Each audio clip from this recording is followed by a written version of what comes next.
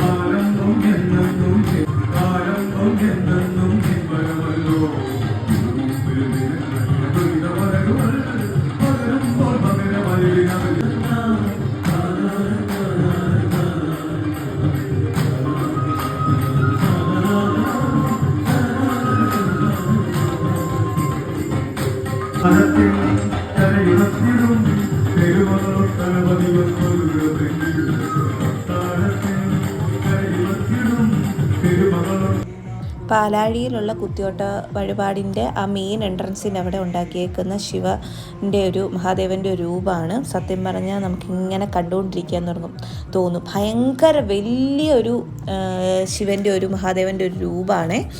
സത്യം പറഞ്ഞാൽ അതൊരു കാണാൻ മാത്രം തന്നെയുണ്ട്. നമ്മുടെ